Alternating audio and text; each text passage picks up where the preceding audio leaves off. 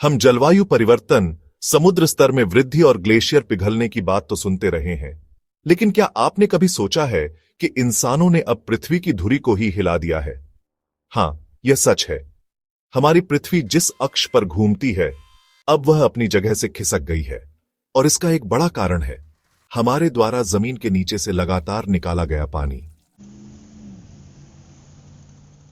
3 मई 2025 को times of India में छपा एक हैरान कर देने वाला लेख कहता है कि ground water extraction moved earth's axis tube wells have changed the planet. NASA के ग्रेस सैटेलाइट मिशन से मिले आंकड़े बताते हैं 1993 से 2010 के बीच मनुष्यों ने लगभग 2150 गीगा टन भूजल निकाला है।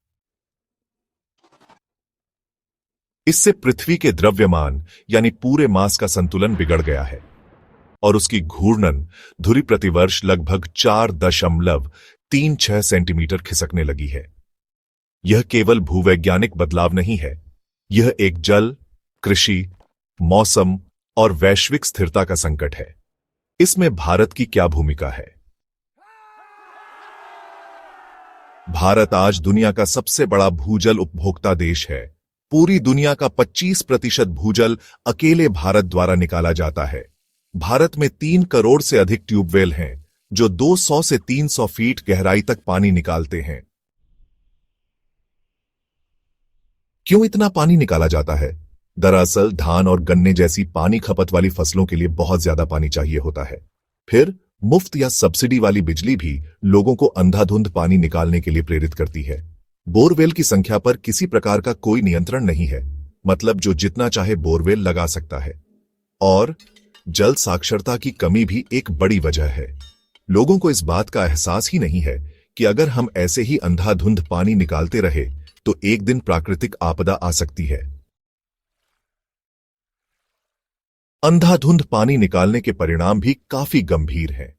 भारत के 60% जिलों में भूजल का अत्यधिक दोहन हुआ है। यमुना और साबरमती जैसी नदियां सूख चुकी हैं और अब पृथ्वी भी कांपने लगी है। इसके परिणाम क्या हैं सामने? भूजल की कमी केवल जल संकट नहीं है, यह खाद्य सुरक्षा का भी खतरा है।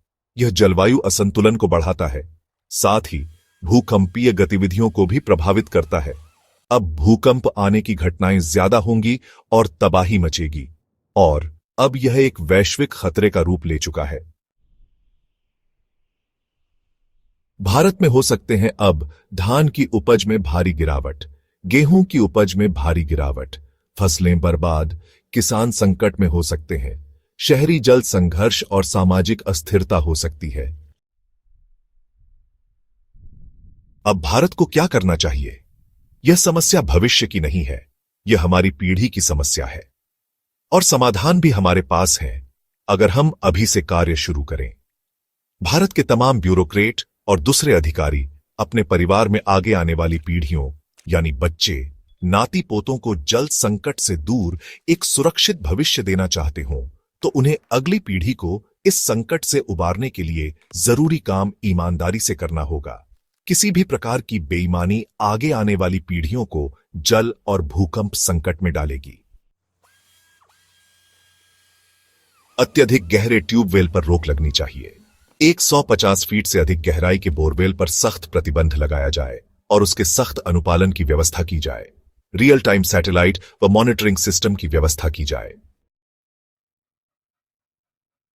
वर्षा जल संचयन अनिवार्य किया जाए। हर इमारत, खेत और गांव में जल संरक्षण ढांचा अनिवार्य की जाए। रिचार्ज वेल, रिचार्ज पिट, तालाब पुनर्जीवन योजना के सख्त अनुपालन की व्यवस्था की जाए। एआई आधारित सिंचाई प्रणाली अपनाएं। ड्रिप और स्प्रिंकलर सिंचाई की व्यवस्था की जाए।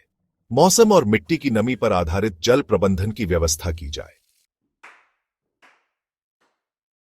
फसल प्रणाली का पुनर्गठन हो। शुष्क क्षेत्रों में धान और गन्ना की खेती को बंद किया जाए और उसके सख्त अनुपालन की व्यवस्था की जाए। मोटा अनाज, दलहन और कम पानी वाली फसलें प्रोत्साहित की जाए। अब जल क्रेडिट सिस्टम लागू हो। जो किसान पानी बचाए उसे डिजिटल क्रेडिट मिले। इन क्रेडिट्स से वे सब्सिडी, उपकरण या अन्य लाभ भी अर्जित कर सकें।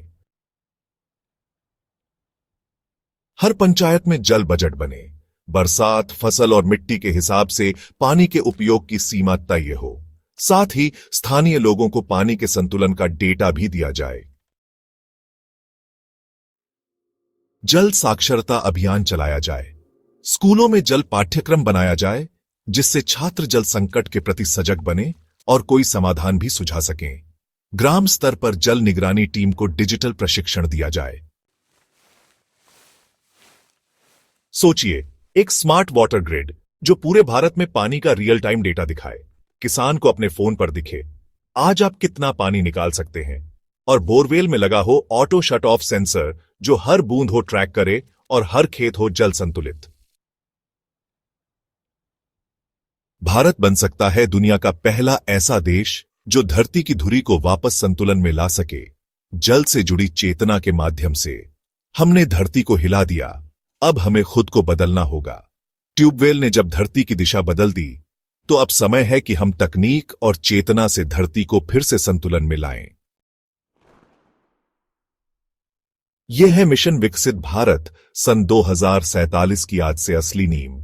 चैनल मिशन विकसित इंडिया का लक्ष्य है कि भारत के स्कूल कॉलेज में अध्ययन करने वाले छात्र रिसर्च और डेवलपमेंट के कार्य में जुड़े हुए वैज्ञानिक इस समस्या के समाधान के लिए किसी इनोवेटिव आइडिया पर सोच विचार करें और आइडिया को रिसर्च और इनोवेशन के टेबल पर ले जाएं और इस समस्या को जल्द सुलझाने के लिए कोई नया आविष्कार करें। अगर आपको यह विचार सार्थक और प्रेरणादायक लगा हो तो कृपया इस वीडियो को लाइक करें, शेयर करें और मिशन विकसित इंडिया को सब्सक्राइब करें। आपको बहुत बहुत धन्यवाद। जय हिंद, जय भारत।